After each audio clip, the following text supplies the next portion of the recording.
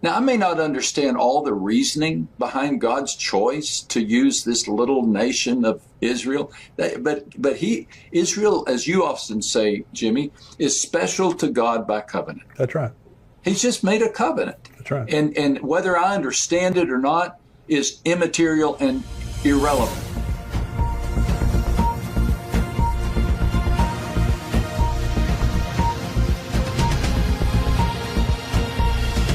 Welcome to the Tipping Point Show. I'm Jimmy Evans. I'm so glad that you're joining me today. I've got a very special interview coming up in just a minute. But before we do that, let me just remind you that we have our Israel trip coming up this year, November 29th through December the 8th. It's Pastor Ed Young Jr. of Fellowship Church here in Grapevine, Texas. Myself, we're going to the Holy Land. We would love to have you go with us on endtimes.com. You can go there. It'll give you all the details there of how you can sign up. We're filling up, and this trip will fill up. So if you're wanting to go and you haven't signed up yet, go on endtimes.com and sign up. We're going to go all through the Holy Land. We were there in December. It's just always such an incredible blessing. And it's really a blessing to be there with other believers. We'll have our expert tour guides. We'll have a number of buses. We'll have expert tour guides on every single bus. Pastor Ed and I will be there teaching at different sites through the Holy Land. And I can't wait to meet a lot of you. You know, I just have really two opportunities through the year to get to meet you guys. One is at our conference that's coming up next September, and I'll be talking about that more next week. But also this Israel trip. I look forward to being able to shake your hand and get to know you and spend some time with you in the Holy Land. So if you're interested in going to Israel with us, endtimes.com. Go on there, you get more information and sign up. We'd love to have you join us there. It's a great pleasure today to have my good friend Max Lucado joining me on the show. Max is a teaching minister at Oak Hills Church in San Antonio.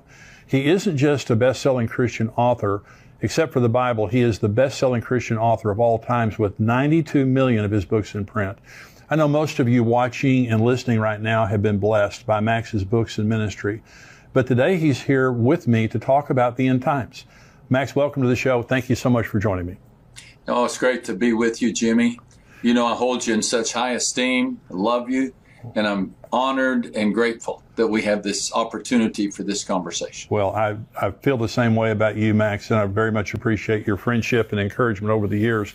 You have a gift of being able to communicate truth in such an understandable way. And, you know, people love it, and people love your books, love your teaching, your preaching, your ministry. But you've had a journey that we've talked about concerning the end times. You had a certain view that we call amillennialism, and we talk about it here on endtimes.com. But you've made a progression. Is that right? You've changed your view. Yeah, it is. You know, I'm 68 years old, and for most of my life, I embraced the view of teaching that the Revelation 20 description of the millennium was symbolic. And I was raised in an amillennial church. I attended a college that taught me amillennialism. I have never had a premillennial professor, premillennial pastor, or even been a part of a premillennial class, but little by little over the years, I moved from one point of view to the other and embraced more of a literal view of the millennium. It's really important, though, that I say that I am so grateful to God for my amillennial professors, my amillennial pastors. They taught me about Jesus. They taught me to love Scripture. They inspired me to dig deep into the Word, and also challenged me that when I encountered a teaching that was contrary to what I had been taught, that let not many of you be teachers, for you will be held in higher account. And so be careful. And if you feel the Lord leading you in a direction, then you pursue that. And that's what has happened on 2 or 3 different topics in my life, one of which is end times. And so I'm really grateful to have this chance to explain that journey, talk about that journey with you and your audience. Well, this is the first opportunity I've ever had to really talk to someone who made that progression. Mm-hmm. It seems like in so many cases, people get kind of, stuck in their position and they're not willing to change like you did, which, I have such a great respect for you just in your ministry in general, but being able to say, hey, I can't really support this position that I was raised with. Biblically, I honor my past and my tradition, the people who, were there, but I'm gonna make this progression over here. Let's talk about just kind of defining terms here for just a minute. Define amillennialism, what you mean when you say that. Amillennialists look at the description of the 1,000-year reign of Christ as portrayed in Revelation chapter 20 as a time in which we're living now. Right. That Christ is reigning now. That we are experiencing the millennium currently, that we're in that golden age right now. And I'm sure there are a variety of reasons for that. What I was taught is to be very careful about any literal interpretation of end times teaching. And consequently, when Jesus speaks about the tribulation in the Olivet Discourse, or the Apostle John talks about the millennium in Revelation 20, those are symbols. Those are metaphors. I get that. I understand that. But one of the reasons that I changed has to do with what I think is a healthier approach to end times teaching. And I think we'll talk about that here in just a second. But amillennialism leans towards symbolic, correct? You'd understand this more than anyone, and that we're in that time right now. Yeah. And an amillennialist believes that the devil was bound basically at the resurrection of Christ. Yep. That we are now in the reign of Christ that would be described as the millennium. That's a perfect explanation of it. Premillennialism is what you now espouse. Is that correct? That's absolutely correct. Yeah. And, there's some huge ramifications for this. Mainly, we want to be as biblical as possible while holding everyone in mutual respect. Right. But we want to be as biblical as possible. All Christians agree upon the literal, physical return of Jesus to earth and the bodily resurrection of the dead and the final judgment of all people. We can all find common ground right there. But apparently, the Holy Spirit wants us to have a more detailed understanding of what is yet to come, and understand. And it's as if we've been handed an itinerary of what to expect. Right. And that empowers the saint. It helps us understand the problems of the present because we know what's going to happen in the future. That's exactly right. So we're going to talk about the progression that you've made. You have a teaching, you have an explanation of how you defend, because you can scripturally defend your position now, premillennialism. In other words, you didn't just make this jump, in a hurry or without reason. And I just want to say to all of our viewers, everyone watching this right now or listening, this is excellent. This is the best explanation I've ever heard of premillennialism and how you can defend this, because there are people, and because I love what you're saying about unity, Max, and about honor, because we just don't divide over eschatology. We just don't divide fellowship because this person over here is amillennial and I'm premillennial. And I know how that's how you feel, and that's what you've been saying. Absolutely.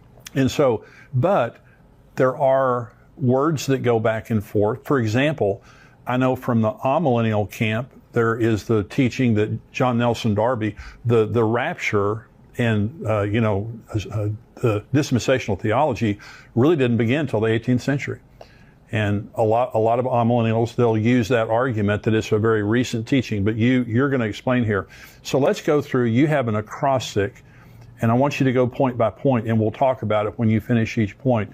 But again, to all of our viewers here, this is an excellent explanation of how you can defend premillennialism. Go ahead, Max. Well, I got the idea of an acrostic from our mutual friend, Mark Hitchcock. Yeah, sure. In his book, The End, which is such an astoundingly wonderful book. Yes. He has a chapter in which he describes his defense of being a premillennialist and he has an acrostic, pre-mill, Premil. And I thought, now that's so clever.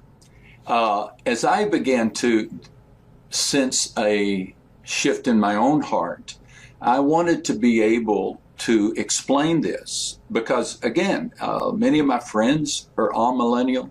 I'm going to have to tell former pastors and professors, friends, why I've made this change, and I'm happy to do so. Yeah. I'm happy to do so, but I sometimes have trouble remembering things. I've watched you teach, Jimmy, and you just seem to have instant recall. I have to use every tool in the book. And so I created this acrostic, and the acrostic is CHRIST. And these are the reasons that I believe that it's more biblical to embrace a literal reign of Christ on earth. And again, this is essential because if there's going to be a reign of Christ on earth, that's going to impact my view of the rapture. That's right. It's going to impact my view of the tribulation. It's going to impact my view of how many judgments there are. Is there a Bema Seat judgment and Great White Throne judgment, or is there just one judgment? Yeah. And so these are important conversations. I was explaining it the other day like this, and I think it helped. Imagine that you inherit a garden, and that garden has a beautiful fountain in it. And you have to decide if you think that fountain was supposed to be there or if you can remove it. Well, the millennium is kind of like that. You have to decide if the teaching on the millennium is supposed to be there or if you have the liberty to remove it. And how you respond will dictate the way you treat the rest of the garden. Does that make sense? That makes total sense. And, and again, when you start teaching on this acrostic here in just a minute, it's going to make perfect sense. But when you remove the millennium from your end times theology, you've got some major scriptural problems. You do. And this is what you're going to talk about. So go ahead. Yeah. Okay. So CHRIST. Thank you again for letting me talk about this.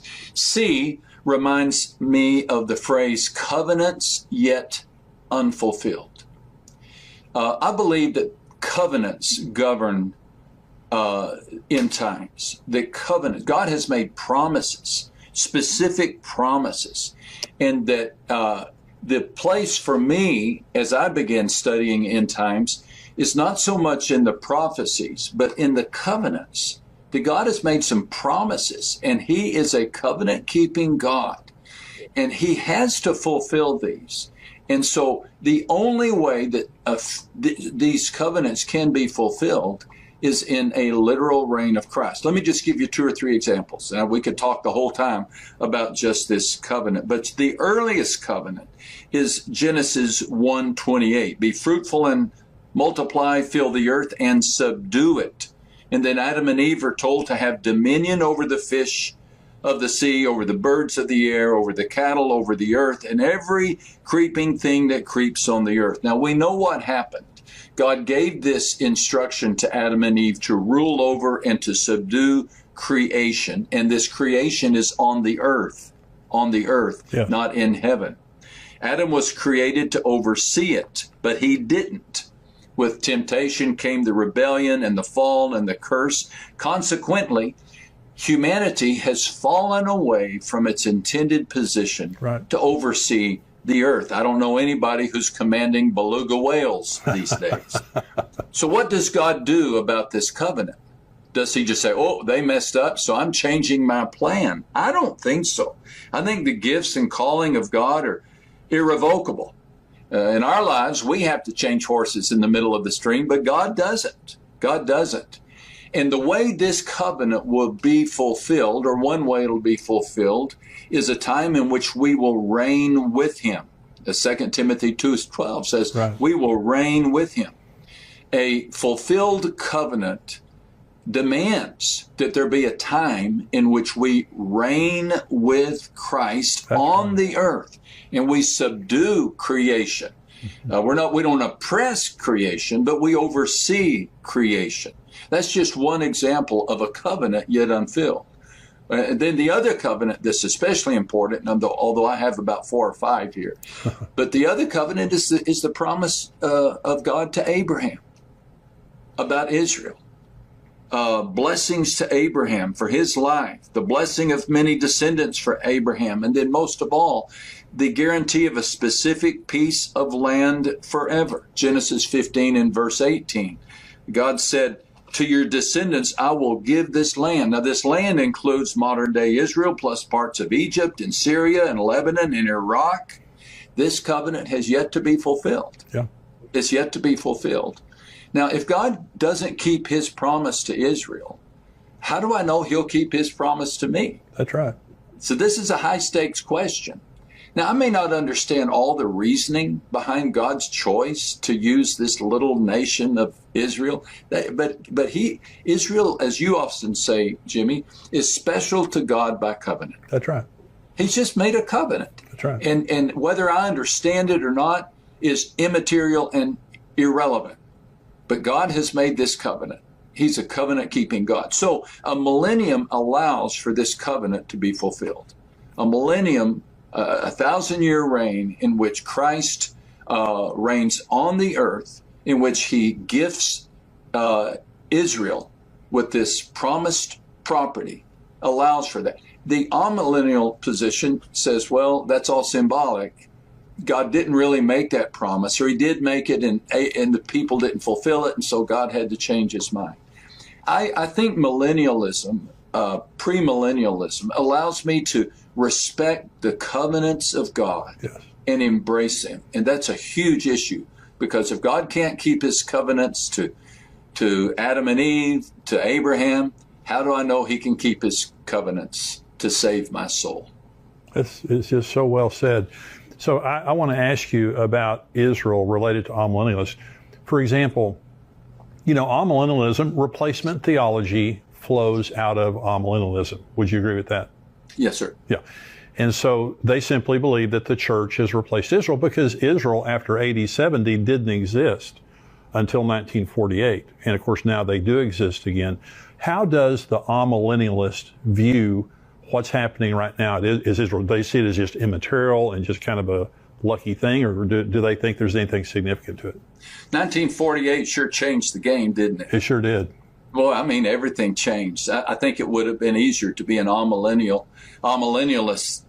before Israel was returned to their native land. That's the super sign of end times, right? I mean, absolutely. That really, and I can empathize with somebody, I don't know, 1,000 years ago, say, well, Israel could never have that property again. I could empathize and say, okay, so I will take another view. But now that Israel has been given that property, does that not encourage me? Does it not show me that God can do this? Yeah. God can do this. He can work miracles. And the fact that that happened should encourage me to see that God can do even more. But yeah, and as a minister, Jimmy, for many years, had you asked me, I would have said, well, really, we are Israel. Yeah. We are Israel, we the church. And so what happens to ethnic Israel or the nation of Israel is secondary. And that's the position I took, and the position still taken by many amillennialists today. Do you think that amillennialism necessarily breeds anti-Semitism? Because I know you've never been anti-Semitic, but there are, I heard, and let me just say, I heard a very well-known leader in the Christian leader say one time that Israel is an armpit of a nation in the Middle East that means nothing. And I challenged him on that statement, and that's an extreme position, but now I'm telling you, this is a very popular guy. And I challenged him on his position, and I honestly think he's changed since then. But I don't, do you see in the churches that you were raised in, the Bible college you went to, the seminary, did you experience anti-Semitism there? Not a bit. Yeah, not good. a bit. Good. Not a bit. Yeah. I guess I could envision a logical consequence of amillennialism leading to that, but I didn't experience, just the contrary. Highest respect, highest appreciation. for the Jews and for what God did through them to send our Savior, to give us the Scripture, to start the church. So I didn't sniff out any Good. Anti-Semitism in my teaching. Good. Okay, number 2, the H. Okay, I like this one. I mean, I like them all. I like them all, but this was really a significant game changer, and that's the history of the early church. So we're working down this acrostic: covenants, history, and then we'll look at RIST.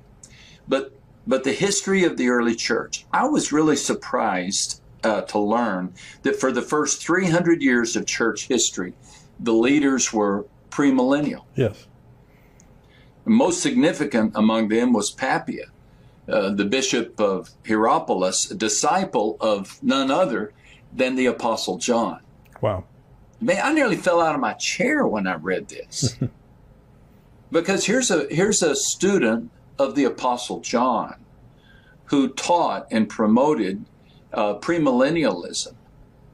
If the student of the inspired apostle who wrote the book of Revelation taught students or taught people to embrace the literal 1,000-year reign of Christ on earth, that pretty well seals the deal for me.